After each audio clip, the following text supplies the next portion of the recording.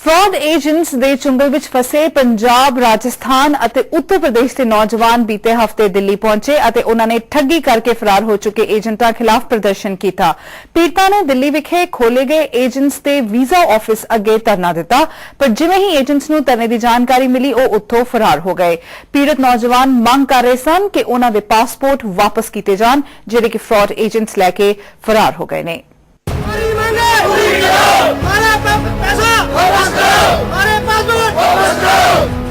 ਇਹ ਨੌਜਵਾਨ ਜੋ ਤੁਸੀਂ ਦੇਖ ਰਹੇ ਹੋ, ਇਹ ਉਹ ਨੌਜਵਾਨ ਨੇ ਜਿਨ੍ਹਾਂ ਨੇ ਵਿਦੇਸ਼ੀ ਧਰਤੀ ਤੇ ਜਾ ਕੇ ਪੈਸੇ ਕਮਾਉਣ ਦੇ ਕਈ ਸੁਪਨੇ ਸਜਾਏ ਸਨ, ਪਰ ਨਤੀਜਾ ਠੱਗੀ ਤੇ ਧੋਖਾਧੜੀ।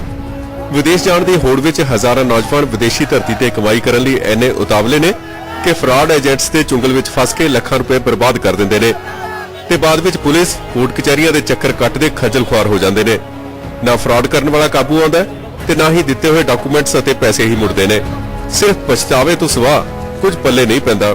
ਫਰਾਡ ਏਜੰਟਸ ਦੇ ਚੱਕਰ ਵਿੱਚ ਫਸੇ ਇਹ ਸੈਂਕੜੇ ਨੌਜਵਾਨ ਦਿੱਲੀ ਵਿਖੇ ਰੋਸ ਪ੍ਰਦਰਸ਼ਨ ਕਰਨ ਲਈ ਇਕੱਠੇ ਹੋਏ। ਇਹਨਾਂ ਨੇ ਮੰਗ ਕੀਤੀ ਕਿ ਫਰਾਡ ਏਜੰਟਸ ਘੱਟੋ-ਘੱਟ ਉਹਨਾਂ ਦੇ ਪਾਸਪੋਰਟ ਅਤੇ ਪੈਸੇ ਤਾਂ ਵਾਪਸ ਕਰਨ। ਮੈਡੀਕਲ ਕਰਵਾਉਣ ਤੋਂ ਬਾਅਦ ਸਾਨੂੰ 1 ਮਹੀਨੇ ਬਾਅਦ ਫੋਨ ਕੀਤਾ ਕਿ ਤੁਹਾਡੇ ਵੀਜ਼ੇ ਆ ਗਏ ਆ ਤੇ ਆਪਣੀ ਪੇਮੈਂਟ 25-25000 ਰੁਪਏ ਜਮ੍ਹਾਂ ਕਰਾਓ। ਤੇ ਹੋਰ ਵੀ ਮੁੰਡੇ ਨੇ ਜਿਹੜੇ ਕੈਨੇਡਾ ਵਾਸਤੇ, ਸਿੰਗਾਪੁਰ ਵਾਸਤੇ, ਜੋਰਡਨ ਵਾਸਤੇ ਔਰ ਦੁਬਈ ਵਾਸਤੇ ਇਹਨੇ ਬੁਲਾਏ ਆ। ਅਲੱਗ-ਅਲੱਗ ਪੈਸੇ ਲਏ ਆ ਉਹਨਾਂ ਤੋਂ, ਕਿਸੇ ਤੋਂ 50000, ਕਿਸੇ ਤੋਂ ਲੱਖ, ਕਿਸੇ ਤੋਂ 2.5 ਲੱਖ ਅਲੱਗ-ਅਲੱਗ ਲਏ ਆ। ਉਹ ਤੋਂ ਬਾਅਦ ਇਹਨੇ ਸਾਨੂੰ ਬੰਬੇ ਭੇਜਤਾ ਵੀ NOC ਦੇ ਕੇ, ਇੱਕ ਫਾਰਮੈਲਿਟੀ ਤੌਰ ਤੇ NOC ਬਣਾਈ ਹੈ ਤੇ ਉਹ ਦੇ ਕੇ ਭੇਜਤਾ ਵੀ ਉੱਥੇ ਤੁਹਾਨੂੰ ਵੀਜ਼ੇ ਤੇ ਟਿਕਟ ਬਾਇਆ 에ਅਰ ਟਿਕਟ ਉੱਥੇ ਮਿਲੂਗੀ ਬੰਬੇ। ਉੱਥੇ 2 ਦਿਨ ਦਾ ਇਹਨੇ ਗੈਸਟ ਹਾਊਸ ਦਾ ਕਿਰਾਇਆ ਭਰਿਆ, 2 ਦਿਨ ਬਾਅਦ ਸਾਨੂੰ ਗੈਸਟ ਹਾਊਸ ਤੋਂ ਬਾਹਰ ਕੱਢਤਾ। ਦਿੱਲੀ 'ਚ ਜਿਸ ਬਿਲਡਿੰਗ 'ਚ ਫਰਾਡ ਏਜੰਟਸ ਆਫਿਸ ਖੋਲ ਕੇ ਪਿਛਲੇ 4 ਮਹੀਨਿਆਂ ਤੋਂ ਕੰਮ ਕਰਦੇ ਸਨ, ਉਹਨਾਂ ਦੇ ਸੁਪਰਵਾਈਜ਼ਰ ਨੇ ਦੱਸਿਆ ਕਿ ਉਹ ਇਸ ਬਿਲਡਿੰਗ ਵਿੱਚ ਪਿਛਲੇ ਕੁਝ ਦਿਨਾਂ ਤੋਂ ਨਜ਼ਰ नहीं आए। ये फ्राइडे से करीब है। फ्राइडे को एक्चुअली में ये लंच करने के बहाने शायद निकले होंगे बाहर, उसके बाद ये वापस नहीं आए लौट के। ਧੋਖਾਧੜੀ ਦੇ ਸ਼ਿਕਾਰ ਨੌਜਵਾਨਾਂ ਨੇ ਦੱਸਿਆ ਕਿ ਨਿਊਜ਼ਪੇਪਰ ਵਿੱਚ ਫਰਾਡ ਏਜੰਟਸ ਵੱਲੋਂ ਐਡਵਰਟਾਈਜ਼ਮੈਂਟ ਦਿੱਤੀ ਗਈ ਸੀ ਕਿ ਵਿਦੇਸ਼ ਜਾਣ ਦੇ ਇੱਛੁਕ ਵੀਜ਼ਾ ਪ੍ਰਾਪਤ ਕਰਨ ਲਈ ਸਾਡੇ ਵੱਲੋਂ ਖੋਲੇ ਆਫਿਸ 'ਚ ਸੰਪਰਕ ਕਰਨ। पासपोर्ट हमने इनको दे दिया हुआ है, सब कुछ इनके पास है और पैसा तकरीबन हमने 70-80 हजार के ऊपर दिया इनको। तकरीबन 2000 आदमी है, 2000 से ऊपर ही है।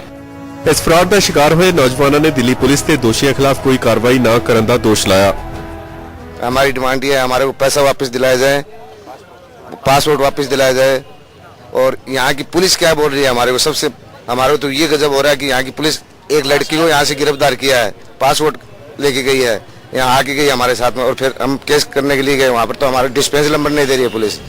ਫਰਾਡ ਏਜੰਟਸ ਦੀ ਗਿਣਤੀ ਕਿੰਨੀ ਸੀ ਤੇ ਉਹ ਕੌਣ ਸਨ, ਇਸ ਬਾਰੇ ਪੁਲਿਸ ਜਲਦੀ ਤੋਂ ਜਲਦੀ ਪਤਾ ਲਾਉਣ ਦੀ ਗੱਲ ਕਹਿ ਰਹੀ ਹੈ, ਪਰ ਦੋਸ਼ੀਆਂ ਨੂੰ ਇੰਨੀ ਜਲਦੀ ਫੜਨਾ ਕੋਈ ਆਸਾਨ ਕੰਮ ਨਹੀਂ ਲੱਗਦਾ।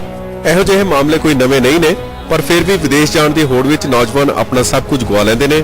ਲੋੜ ਹੈ ਫਰਾਡ ਏਜੰਟਸ ਤੋਂ ਚੁਕੰਨੇ ਹੋਣ ਦੀ। ਦਿੱਲੀ ਤੋਂ ਰਿਸ਼ਪਾਲ ਦਸਕੋਤਰਾ ਨਾਲ Surinder Singh, day and night news.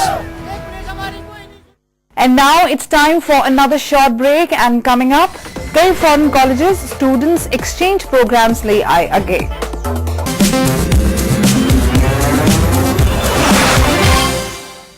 Welcome back. What we have now would be of interest to the multitudes dreaming of an education in Canada and UK.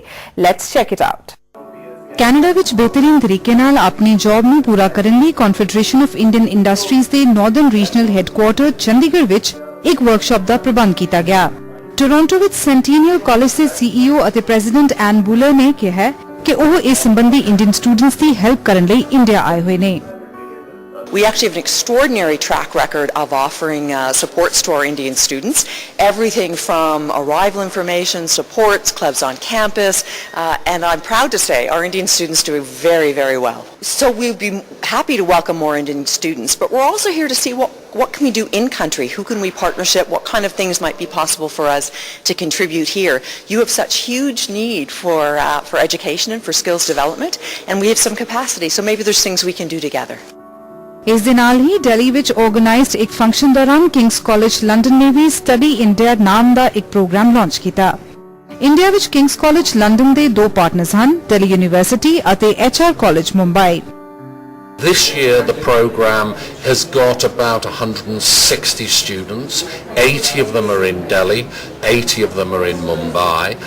It's been running 4 years and there's over 700 students being part of that programme. So it's very much oriented towards trying to get British students who perhaps have not got any real knowledge of India through personal experience. They'll have read about India, but they haven't visited India. Confederation of Indian industries Chandigarh ਵੱਲੋਂ ਲਗਾਈ ਗਈ ਇਸ workshop ਨਾਲ Indian students ਨੂੰ ਸਕਿਲਫੁਲ jobs ਹਾਸਲ ਕਰਨ ਲਈ ਪੂਰਾ ਫਾਇਦਾ ਮਿਲੇਗਾ। ਇਸ ਲਈ ਕਨਫੈਡਰੇਸ਼ਨ ਦਾ ਇਹ ਯਤਨ ਸ਼ਲਾਘਾਯੋਗ ਹੈ। Bureau report TN Night News। ਇਸ ਹਫ਼ਤੇ ਚੰਡੀਗੜ੍ਹ ਵਿੱਚ ਸ਼੍ਰੋਮਣੀ ਗੁਰਦੁਆਰਾ ਪ੍ਰਬੰਧਕ ਕਮੇਟੀ ਅਤੇ ਯੂਨੀਵਰਸਿਟੀ ਆਫ ਕੈਂਬਰਿਜ UK ਦਰਮਿਆਨ ਸਿੱਖ ਸਕਾਲਰਸ ਨੂੰ ਫ੍ਰੀ ਐਜੂਕੇਸ਼ਨ ਦੇਣ ਲਈ ਐਗਰੀਮੈਂਟ ਸਾਈਨ ਕੀਤਾ ਗਿਆ। ਇਸ ਤੋਂ ਬਾਅਦ ਯੂਨੀਵਰਸਿਟੀ ਦੇ ਵਾਈਸ ਚਾਂਸਲਰ ਸ਼੍ਰੀ ਹਰਮੰਦਰ ਸਾਹਿਬ ਦੇ ਦਰਸ਼ਨ ਕਰਨ ਲਈ ਅੰਮ੍ਰਿਤਸਰ ਵੀ ਪਹੁੰਚੇ। Take a look. Shiromani Gurdwara Prabandhak committee ਦੇ ਪ੍ਰੈਜ਼ੀਡੈਂਟ ਤੇ ਸ੍ਰੀ ਗੁਰੂ ਗ੍ਰੰਥ ਸਾਹਿਬ ਵਿਸ਼ਵ ਯੂਨੀਵਰਸਿਟੀ ਦੇ ਚਾਂਸਲਰ ਅਵਤਾਰ ਸਿੰਘ ਮੱਕੜ ਤੇ ਯੂਨੀਵਰਸਿਟੀ ਆਫ ਕੈਂਬਰਿਜ UK ਦੇ ਵਾਈਸ ਚਾਂਸਲਰ ਸਰ ਲੈਸਚੇਕ ਬੋਰਿਸਵਿਚ ਦਰਮਿਆਨ ਐਗਰੀਮੈਂਟ ਹੋਇਆ। ਇਸ ਦੇ ਤਹਿਤ ਹਰ ਸਾਲ 5 ਸਾਬਤ ਸੂਰਤ ਸਿੱਖ ਸਕਾਲਰਸ ਨੂੰ ਯੂਨੀਵਰਸਿਟੀ ਆਫ ਕੈਂਬਰਿਜ ਵਿੱਚ MPhil ਅਤੇ PhD ਕਰਨ ਲਈ ਭੇਜਿਆ ਜਾਏਗਾ ਤੇ ਇਸ ਦਾ ਸਾਰਾ ਖਰਚਾ ਦੋਵਾਂ ਯੂਨੀਵਰਸਿਟੀਜ਼ ਵੱਲੋਂ ਸਕਾਲਰਸ਼ਿਪ ਦੇ ਕੇ ਕੀਤਾ ਜਾਏਗਾ। ਸਿਲੈਕਸ਼ਨ ਮੈਰਿਟ ਜਿਹੜੀ ਹੈ ਮੈਰਿਟ ਜਿਹੜੀ ਹੈ that is to be decided by the University of Cambridge and the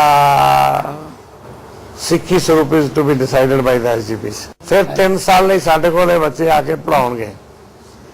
ਜਿਹੜੇ ਬੱਚੇ PhD ਕਰਕੇ ਜਾਂ MPhil ਕਰਕੇ ਉੱਥੋਂ ਆਉਣਗੇ ਉਹ ਸਾਡਾ ਉਹਨਾਂ ਨਾਲ ਬੌਂਡ ਹੋਏਗਾ ਕਿ ਉਹ 3 ਸਾਲ ਲਈ ਸਾਡੇ ਇੰਸਟੀਟਿਊਸ਼ਨਸ ਦੇ ਵਿੱਚ ਮਿਨੀਮਮ ਉਹ ਪੜਾਉਣਗੇ।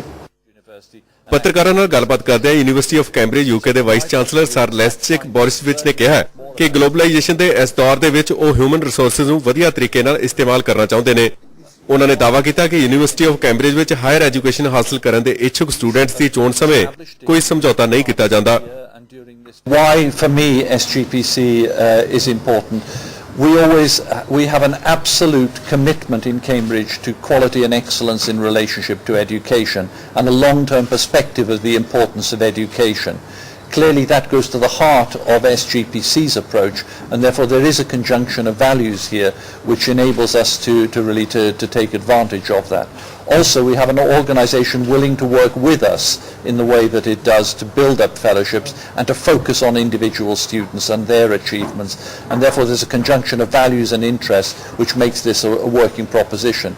It does not prevent future interactions developing elsewhere, but as always with these areas it has to start somewhere, and the SGPC from our point of view was an excellent place to start. SGPC Cambridge scholarship programme ਤਹਿਤ ਪੜ੍ਹਨ ਲਈ 14 ਤੋਂ ਵੱਧ ਐਸਪੀਰੈਂਟਸ ਨੇ scholarship ਲਈ apply ਕੀਤਾ ਸੀ, ਪਰ ਉਹਨਾਂ ਵਿੱਚੋਂ 2 scholars he university of Cambridge ਵਿੱਚ ਸਿਲੈਕਟ ਹੋ ਸਕੇ ਨੇ। ਅਪਲਾਈ ਕਰਨ ਤੋਂ ਪਹਿਲਾਂ ਤਾਂ ਕਦੇ ਨਹੀਂ ਸੀ ਸੋਚਿਆ ਵੀ ਉੱਥੇ ਜਾਣਾ ਹੈ ਜਾਂ ਕਦੇ ਜਾਣ ਦਾ ਮੌਕਾ ਮਿਲੂਗਾ, ਪਰ ਜਦੋਂ ਉੱਥੇ ਇੱਕ ਵਾਰੀ ਅਪਲਾਈ ਕੀਤਾ ਸਿਲੈਕਸ਼ਨ ਹੋਣ ਤੋਂ ਬਾਅਦ ਜਦੋਂ ਡਾਕਟਰ ਵਾਲੀਆ ਨਾਲ ਗੱਲ ਹੋਈ ਤੇ ਫਿਰ ਉਹਨਾਂ ਨੇ ਕਿਹਾ ਕਿ ਇੱਕ ਵਾਰੀ ਜਦੋਂ ਤੁਹਾਡੀ ਕੈਂਬਰਿਜ 'ਚ ਸਿਲੈਕਸ਼ਨ ਹੋ ਜਾਂਦੀ ਹੈ and if you are Sikh student ਤਾਂ ਅਸੀਂ ਤਿਆਰ ਹਾਂ ਸਕਾਲਰਸ਼ਿਪ ਦੇਣ ਲਈ। ਤਾਂ ਉਸ ਟਾਈਮ ਤੱਕ ਮੇਰੇ ਹੱਥ 'ਚ ਕੈਂਬਰਿਜ ਤੋਂ ਆਫਰ ਲੈਟਰ ਆਲਰੇਡੀ ਸੀਗਾ, ਤਾਂ ਫਿਰ ਵਾਲੀਆ ਸਾਹਿਬ ਨੇ ਯੈਸ ਕਰਤੀ। ਉਹਨਾਂ ਨੇ ਮੈਨੂੰ ਲੈਟਰ ਦਿੱਤਾ ਕਿ ਤੁਸੀਂ SGPC ਕੈਂਬਰਿਜ ਸਕਾਲਰਸ਼ਿਪ ਲੈ ਸਕਦੇ ਹੋ। ਤੇ ਬਸ ਉਸ ਤੋਂ ਬਾਅਦ ਮਤਲਬ it was a dream come true. ਮੈਂ ਕਦੇ ਸੋਚਿਆ ਨਹੀਂ ਸੀ ਵੀ ਇੱਦਾਂ ਹੋ ਸਕੇਗਾ, ਪਰ ਥੈਂਕਸ ਟੂ SGPC ਆ ਹੋਇਆ। As per the normal application process, I got my offer letter in March. After that, I applied for the SGPC scholarship. The only condition that SGPC has in giving you a scholarship is first that you should have an offer letter from University of Cambridge, and second that you should be a Sikh by religion. I satisfied both the conditions. ਇਸ ਤੋਂ ਬਾਅਦ ਸ੍ਰੀ ਹਰਮੰਦਰ ਸਾਹਿਬ ਦੇ ਦਰਸ਼ਨਾਂ ਲਈ ਪਹੁੰਚੇ sir ਲੈਸਚੇਕ ਬੋਰਿਸਵਿਚ ਅਤੇ ਉਹਨਾਂ ਨਾਲ ਆਏ ਸਾਥੀਆਂ ਨੂੰ ਸ਼੍ਰੋਮਣੀ ਗੁਰਦੁਆਰਾ ਪ੍ਰਬੰਧਕ ਕਮੇਟੀ ਵੱਲੋਂ ਸਨਮਾਨਿਤ ਕੀਤਾ ਗਿਆ। ਸ਼੍ਰੋਮਣੀ ਗੁਰਦੁਆਰਾ ਪ੍ਰਬੰਧਕ ਕਮੇਟੀ ਅਤੇ ਯੂਨੀਵਰਸਿਟੀ ਆਫ ਕੈਂਬਰਿਜ UK ਵੱਲੋਂ ਸ਼ੁਰੂ ਕੀਤਾ ਇਹ ਸਕਾਲਰਸ਼ਿਪ ਪ੍ਰੋਗਰਾਮ ਬਹੁਤ ਹੀ ਸ਼ਲਾਘਾਯੋਗ ਹੈ ਤੇ ਇਸ ਨਾਲ ਆਰਥਿਕ ਪੱਖੋਂ ਕਮਜ਼ੋਰ ਯੋਗ ਸਿੱਖ ਸਟੂਡੈਂਟਸ ਵੀ ਵਰਲਡ ਫੇਮਸ ਯੂਨੀਵਰਸਿਟੀ ਵਿੱਚ ਪੜ੍ਹਨ ਦਾ ਸੁਪਨਾ ਪੂਰਾ ਕਰ ਸਕਦੇ ਨੇ। ਚੰਡੀਗੜ੍ਹ ਤੋਂ ਜਗਤਾਰ ਭੁੱਲਰ ਅਤੇ ਅੰਮ੍ਰਿਤਸਰ ਤੋਂ ਰਾਜਨ ਗੁਸਾਈ ਦੇ ਨਾਲ Surinder Singh, day and night news. ਇਸ ਵੀਕ US ਦੇ former senate member Curt Weldon Ludhiana ਪਹੁੰਚੇ, ਜਿੱਥੇ ਉਹਨਾਂ ਨੇ ਓਕ ਕ੍ਰੀਕ ਗੁਰਦੁਆਰੇ ਵਿੱਚ ਵਾਪਰੇ ਗੋਲੀकांड ਦੀ ਨਿੰਦਿਆ ਕੀਤੀ। ਉਹਨਾਂ ਨੇ ਇੰਡੀਅਨਸ ਨੂੰ US ਆਉਣ ਦਾ ਸੱਦਾ ਵੀ ਦਿੱਤਾ। ਲੁਧਿਆਣਾ ਦੇ ਕਾਲਜ ਦੇ ਫੰਕਸ਼ਨ ਵਿੱਚ ਹਿੱਸਾ ਲੈਣ ਲਈ ਪਹੁੰਚੇ US ਦੇ former senate member Curt well done ਨੇ ਓਕ ਕ੍ਰੀਕ ਗੁਰਦੁਆਰੇ ਵਿੱਚ ਵਾਪਰੀ ਘਟਨਾ ਉੱਤੇ ਗਹਿਰਾ ਦੁੱਖ ਜਤਾਇਆ। ਕਰਟ ਵੈਲਡਨ ਨੇ ਫੰਕਸ਼ਨ ਦੌਰਾਨ ਸਟੂਡੈਂਟਸ ਨੂੰ US ਆਉਣ ਦੇ ਨਾਲ-ਨਾਲ ਕਾਰੋਬਾਰੀਆਂ ਨੂੰ ਵੀ US ਵਿੱਚ ਇਨਵੈਸਟਮੈਂਟ ਕਰਨ ਦਾ ਸੱਦਾ ਦਿੱਤਾ। The recession is now over and we're moving up. There are many Indians who are investing in America today, and we want to continue that, but we also want to make sure there are Americans who are investing in India, so it works both ways. And my focus on is getting Americans to invest in this particular state, in these particular cities. ਜਿੱਥੇ ਕਰਟ well done ਨੇ function ਵਿੱਚ ਹਿੱਸਾ ਲੈਣ ਵਾਲੇ students ਨੂੰ international level ਉੱਤੇ ਮੌਜੂਦ ਸੁਨਹਿਰੇ ਮੌਕਿਆਂ ਬਾਰੇ ਜਾਣਕਾਰੀ ਦਿੱਤੀ, ਉੱਥੇ ਹੀ ਕਾਲਜ ਦੇ ਪ੍ਰਿੰਸੀਪਲ ਨੇ ਵੀ ਵੈਲਡਨ ਵੱਲੋਂ ਸਟੂਡੈਂਟਸ ਨਾਲ ਸਾਂਝੇ ਕੀਤੇ ਗਏ ਵਿਚਾਰਾਂ ਲਈ ਧੰਨਵਾਦ ਕੀਤਾ। ਇੰਟਰੈਕਟਿਵ ਸੈਸ਼ਨ, ਉਹਨਾਂ ਦਾ ਐਡਰੈਸ ਬਹੁਤ ਬੈਨੀਫੀਸ਼ੀਅਲ ਹੈ, ਉਹਨਾਂ ਦਾ ਐਕਸਪੋਜ਼ਰ ਵਧਿਆ, ਸਾਡੇ ਅਧਿਆਪਕਾਂ ਤੇ ਵਿਦਿਆਰਥੀ ਜਾਣ ਸਕੇ ਕਿ ਅਮਰੀਕਾ ਦੇ ਵਿੱਚ ਕਿਸ ਤਰ੍ਹਾਂ ਦੀ ਐਜੂਕੇਸ਼ਨ ਚੱਲ ਰਹੀ ਹੈ, ਕਿਉਂਕਿ ਮਿਸਟਰ ਕਰਟ ਵੈਲਡਨ 4 ਯੂਨੀਵਰਸਿਟੀਜ਼ ਦੇ ਵਿੱਚ ਪ੍ਰੋਫੈਸਰ ਰਹਿ ਚੁੱਕੇ ਨੇ ਤੇ ਉਹਨਾਂ ਨੂੰ ਇੱਕ ਖਾਸ ਗੱਲ ਨਜ਼ਰ ਆਈ ਸਾਡੇ ਫੈਕਲਟੀ ਮੈਂਬਰਸ ਤੇ ਸਟੂਡੈਂਟਸ ਨਾਲ ਗੱਲਬਾਤ ਕਰਕੇ ਕਿ ਉੱਥੋਂ ਦੇ ਇਨਸਾਨਾਂ ਤੇ ਇੱਥੋਂ ਦੇ ਇਨਸਾਨਾਂ ਦੇ ਵਿੱਚ family values, social, professional, personal relationships ਨਿਭਾਉਣ ਦੀ ਜ਼ਰੂਰਤ ਸਾਰਿਆਂ ਨੂੰ ਹੀ ਮਹਿਸੂਸ ਹੁੰਦੀ ਹੈ। ਹਾਲ ਹੀ ਵਿੱਚ ਵਾਪਰੇ ਓਕ ਕ੍ਰੀਕ ਗੁਰਦੁਆਰਾ ਗੋਲੀकांड ਤੋਂ ਬਾਅਦ ਵੈਲਡਨ ਦੀ ਇਹ ਇੰਡੀਆ ਵਿਜ਼ਿਟ ਸਿੱਖ ਕਮਿਊਨਿਟੀ ਲਈ ਜ਼ਖਮਾਂ ਉੱਤੇ ਮਲਮ ਵਰਗੀ ਹੈ ਅਤੇ ਵੈਲਡਨ ਵੱਲੋਂ ਇੰਡੀਅਨਸ ਨੂੰ ਸੁਰੱਖਿਆ ਦਾ ਭਰੋਸਾ ਦੇ ਕੇ ਯੂਐਸ ਵਿੱਚ ਆਉਣ ਦਾ ਸੱਦਾ ਵੀ ਕਾਫੀ ਅਹਿਮ ਹੈ। ਲੁਧਿਆਣਾ ਤੋਂ ਗੌਰਵ ਵਾਲੀਆ ਦੇ ਲਈ Jasleen Kaur, day night news. With that, it's a wrap on this edition of Home Abroad. For feedback and suggestions, you can write to us at editor@dayanightnews.com or call us at 01725043747. You can also SMS us at 981-560-6061. For latest news and updates, keep watching Day and Night News. Thanks for watching.